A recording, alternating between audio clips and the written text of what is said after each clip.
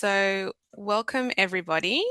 Um, Welcome to Planet Puberty. So, we've had a series of webinars. So, welcome back if you are joining us from previous sessions, or welcome if this is your first. My name is Erin. I am a Health Promotion Officer at Family Planning Australia, and I'm lucky to work on projects like Planet Puberty that help make conversations about puberty easier, more supported, more empowering for everyone involved. Today I'm going to be presenting our webinar with Beck. Beck, did you want to introduce yourself? Thank you so much, Erin. My name's Beck. I'm a health promotion officer here at Family Planning. Also work on Planet Puberty and our other disability inclusion project. My pronouns are she, her. I'm really happy to be involved today and the opportunity to share this information with you. Thanks everyone for joining. Thank you, Beck. So today we will be blasting off on a 1 hour galactic journey, cruising past the BO black hole, dodging some unexpected cosmic surprises, and docking at our stellar space station for a deep dive into erections and wet dreams. Puberty can be a challenging time for any young person.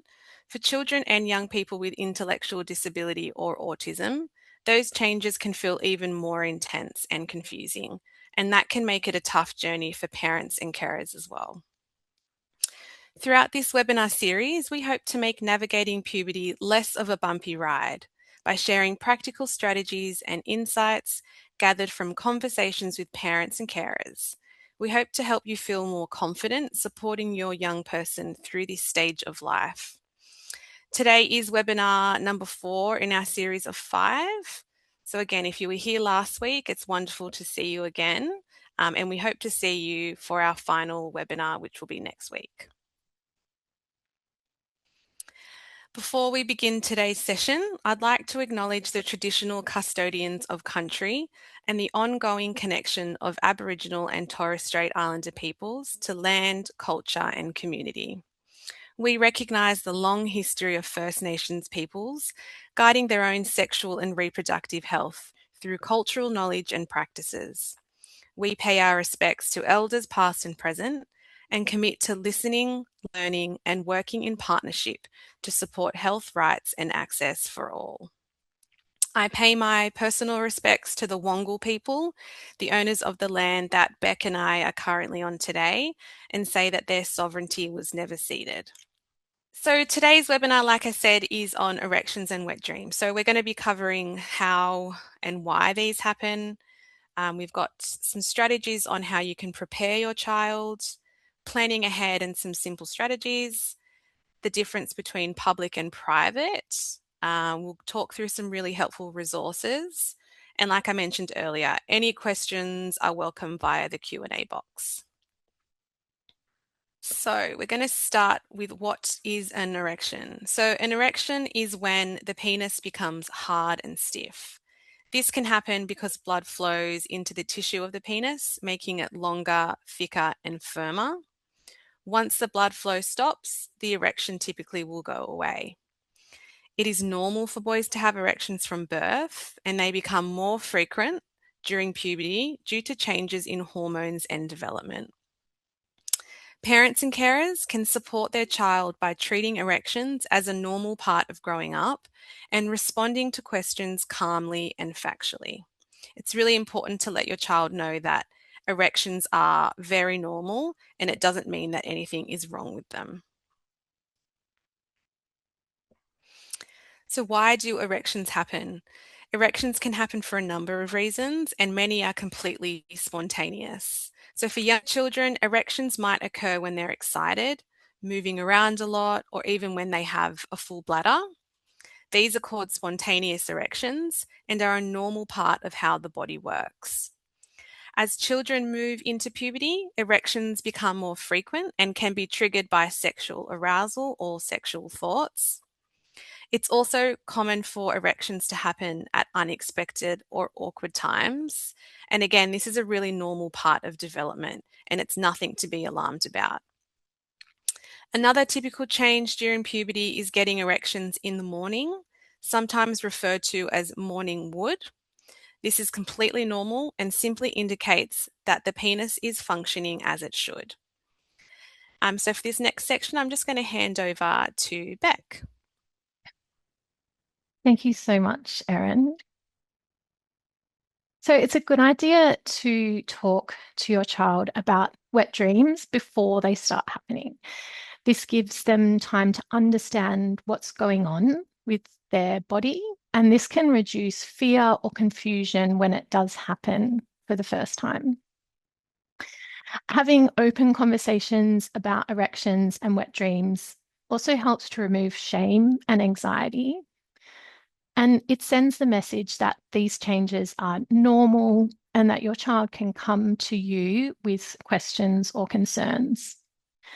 And that trust and openness can make a big difference in how a young person experiences puberty. There are some excellent resources you can use to support you in having these conversations. So you can see a couple of them on the screen here. We have Special Boys Business. It's a picture book. It's written in easy to understand language, and it explains puberty and body changes. There's What's Happening to Tom. This follows a similar format and tells the story of a boy going through puberty, again, helping to just normalize the experience. And the puberty section of Family Planning's Body Talk, that's another one of our websites, and it provides helpful, accurate, and age appropriate information. So, as Erin was saying, erections can sometimes happen unexpectedly. And for children and teens, this can feel embarrassing, especially if it occurs in a public place. So it's helpful to talk with your child ahead of time about what they can do if this happens. So having a simple plan can reduce anxiety and help them feel more in control. One of the first and most important rules is don't touch the erection in public. So instead, you might suggest some discreet strategies like sitting down, holding a bag or jumper in front of their lap, wearing looser clothing to help it pass without drawing attention to the erection. So by having these conversations early and calmly, you're helping your child feel more prepared and less ashamed about a completely normal part of growing up. So, if your child experiences an erection in public, it can help to give some simple, practical strategies to manage the situation discreetly and calmly. And so, here on the slide are a few visual aids, free and downloadable from the Planet Puberty website, with ideas you can share with your child.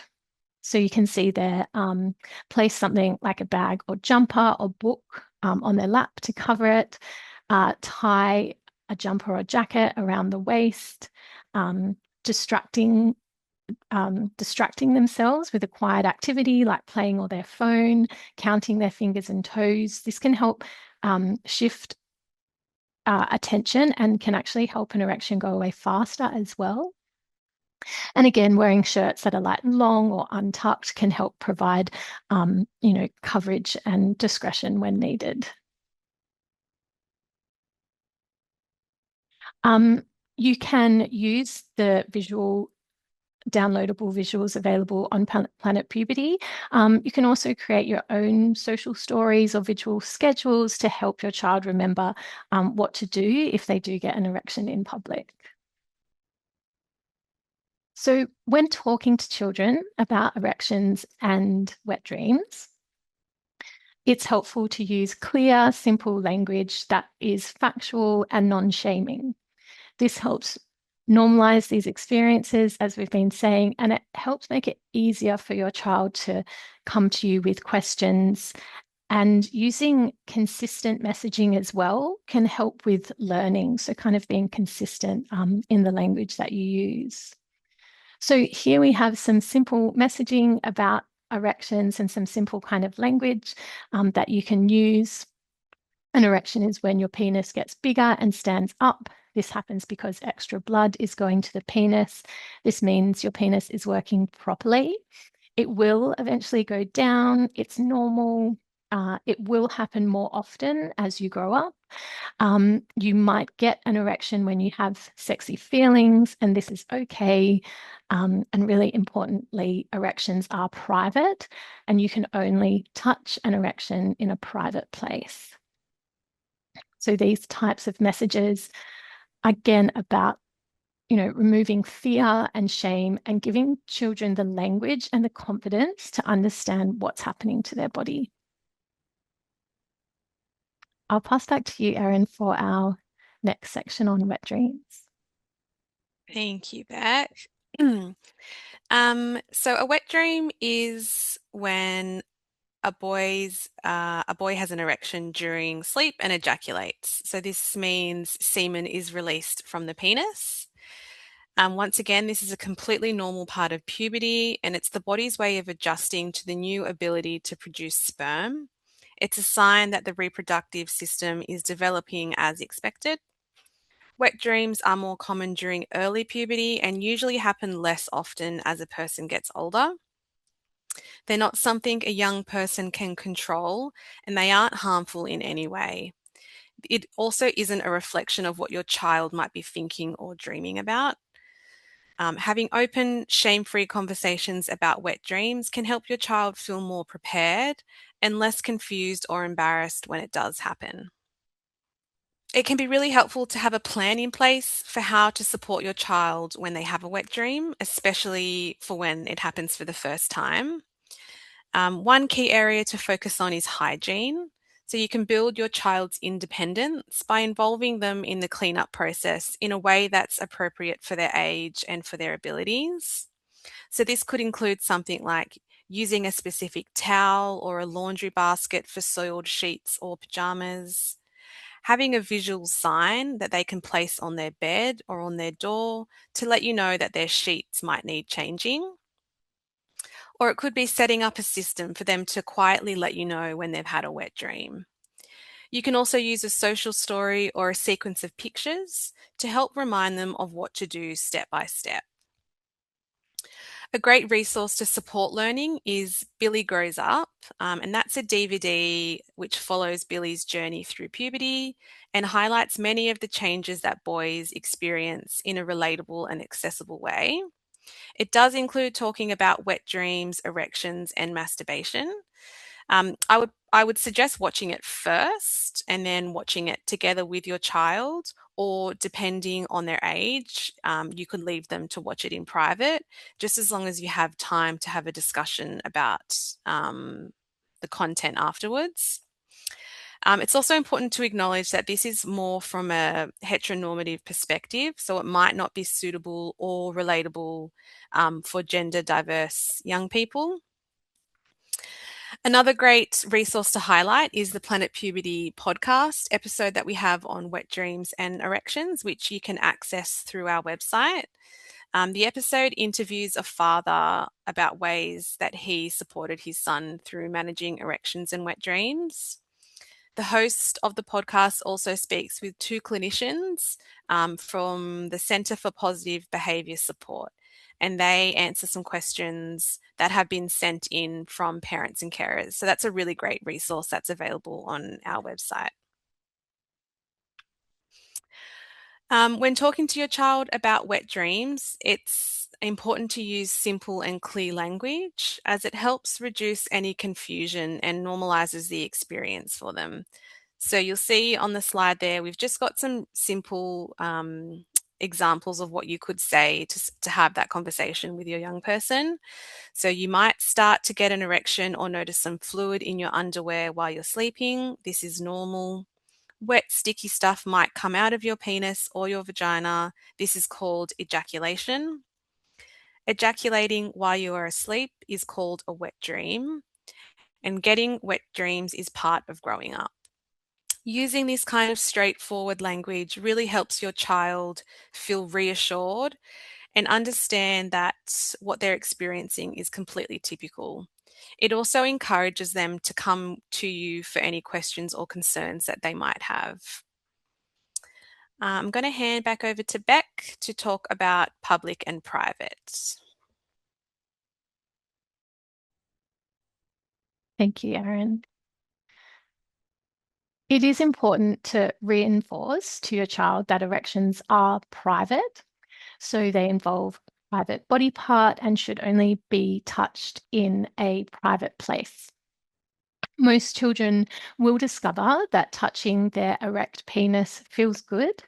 So teaching about erections should be accompanied by teaching about the rules of masturbation. Talking about erections is also private. So reinforcing this by keeping conversations about erections private too can help to reinforce that message and keep messaging and modeling consistent. One of the foundational concepts to teach children is the difference between private and public body parts. So, a simple and effective rule of thumb is that private body parts are the parts of the body that are covered by your underwear.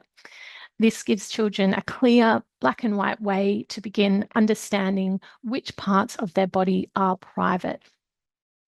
So, there are a few strategies you can use to help reinforce this concept. You can use body stencils and have your child colour in where the underwear would go. And this makes the idea of privacy more concrete and visual. You can use teacher bodies or anatomically correct dolls to support learning in a clear and respectful way. These can be purchased online these days. You can also borrow them from our disability resource library.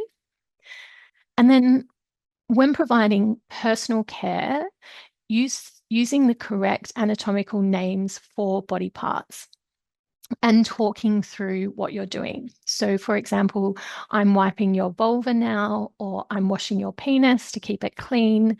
This helps build body awareness.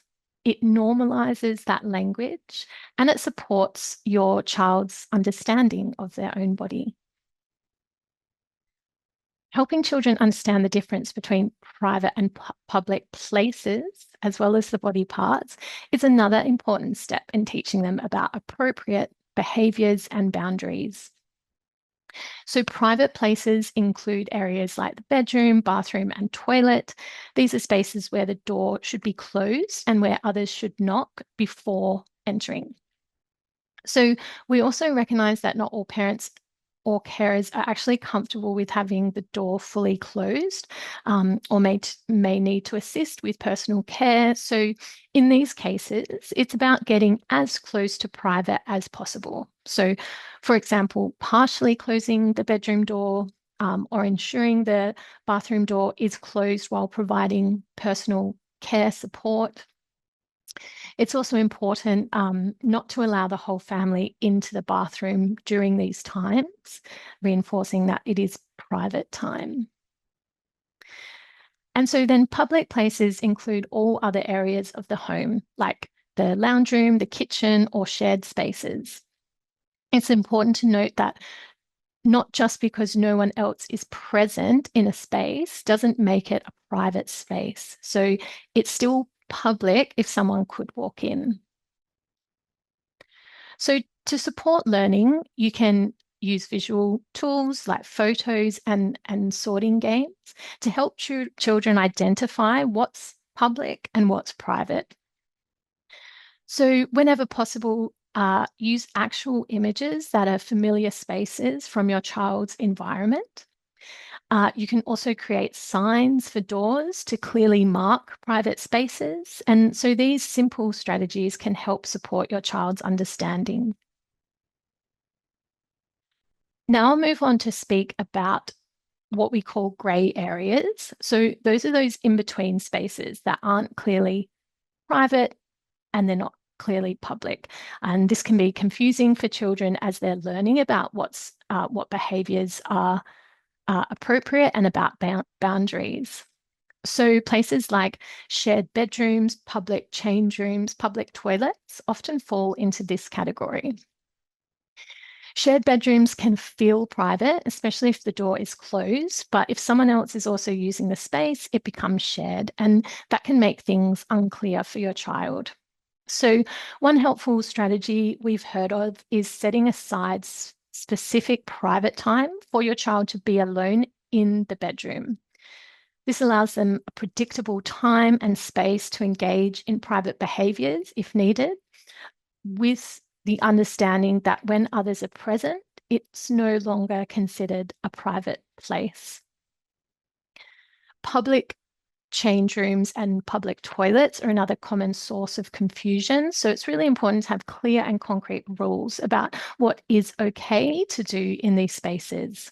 For example, it is okay to go to the toilet or get changed, but masturbation is not appropriate in a public toilet or a change room.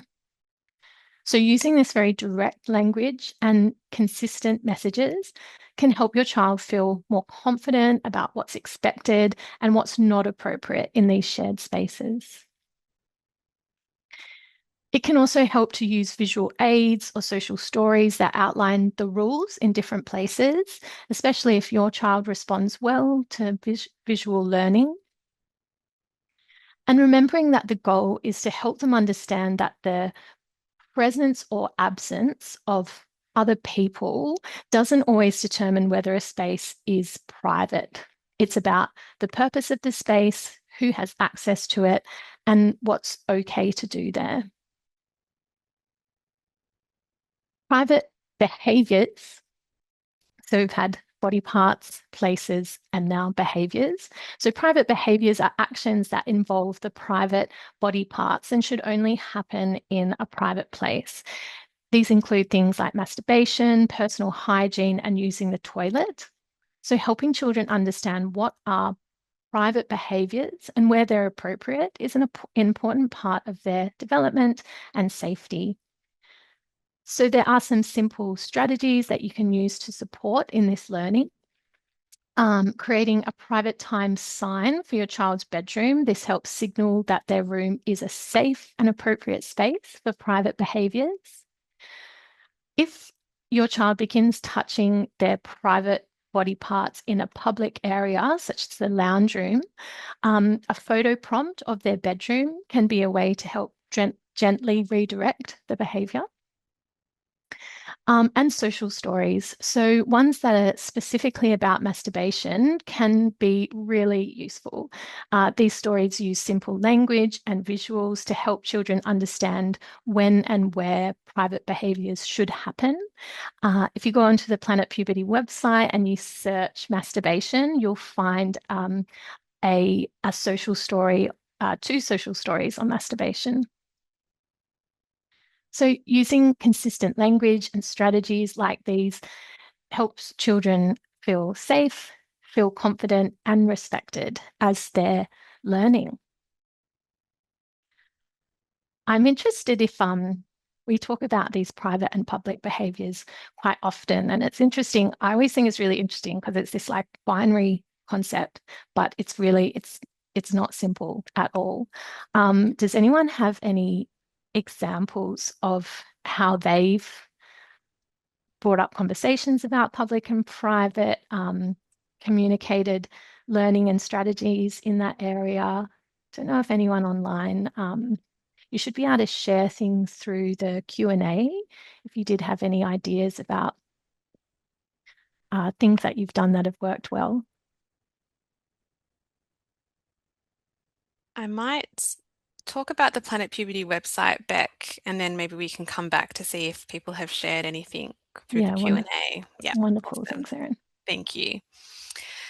Um, so I'm going to talk about some really great resources that are available to help navigate some of these conversations. So on the screen, you'll see the homepage for the Planet Puberty website.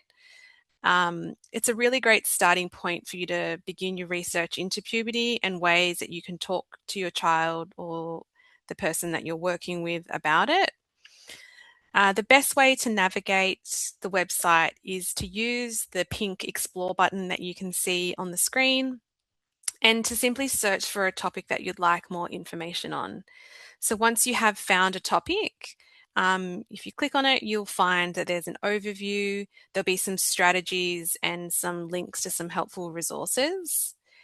We've also included a selection of conversation starters, which I find to be extremely useful. And these are literally as they're described, they're just ways that you can start to have conversations with your child about different puberty topics. Another really great resource that I mentioned earlier on is the podcast.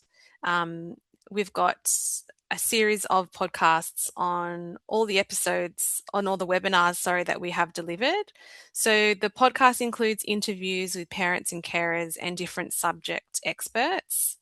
The episodes are detailed, they're fun, and they include some real life strategies from parents and carers. Beck touched on it a little bit earlier when talking about public and private, but we also have a range of games available on the Planet Puberty website, which have been created specifically for your child to play. So, majority of the Planet Puberty website has been designed to be used by parents and carers. However, the games were created as a way to um, sort of show young people and teach these concepts in a more fun, engaging way.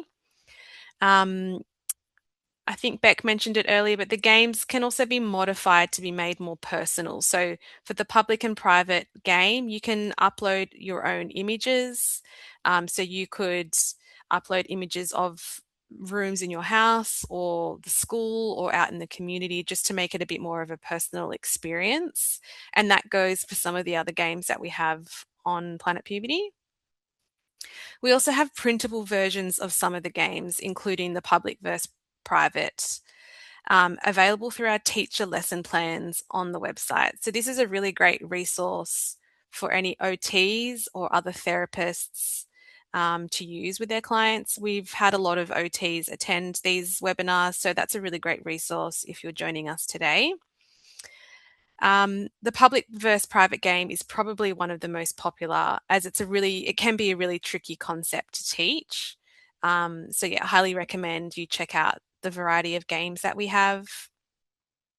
We have a section on the website on videos from parents and carers and people with lived experience. Um, yeah, you can see it on the screen there.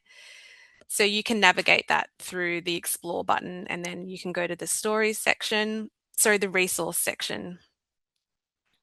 We've tried to include a range of different resources to suit the variety of ways in which people like to learn information. So that's why you'll see videos, you'll see games and fact sheets, social stories, visual schedules, and everything is free to access on the website. So, some of these videos explore strategies that parents have used with their children, as well as things that people with lived experience wish that they were taught when they were younger and when they were going through puberty themselves, which is a really helpful sort of perspective. Some of the videos might be appropriate for your child to watch themselves if you feel that the content is suitable for them. We have a really lovely video of a young gender diverse person speaking about their experience of identifying as someone who is non binary.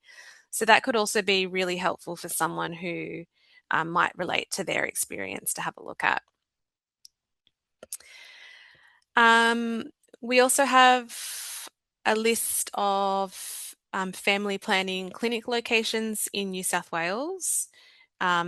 So we're located in Newington, Newcastle, Penrith, Dubbo, and Fairfield, and we also have a number of smaller outreach clinics throughout New South Wales.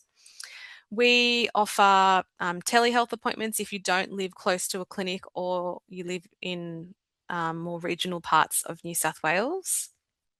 And we also do have longer appointments available, which you can request if you do need more time. We have Talkline, which is a really great service available if you have any questions that you'd like answered. So you can phone up and speak to a nurse. This is also available as a chat function on our website. So we often find that when we deliver community education to schools that our talk line chat function on the website gets inundated with questions. So it's a really, really great resource for yourself, for your children, or anyone to get information. So, yeah, we really just want to thank you all for joining us today, for spending your lunchtime with us. We really appreciate it. We hope that some of the resources and the information is practical for you in your situation, but you know, it's also to be used to adapt it to your family. So, yeah, we really appreciate you spending your time with us, and hope that you find the Planet Puberty website as useful as we do and as people in the community that we have spoken with find. So thank you. I'll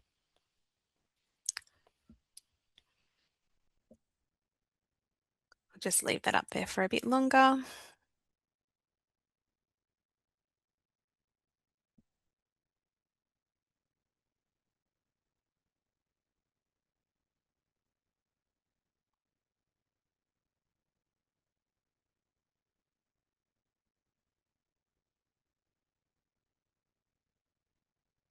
Just going to stop recording now as well.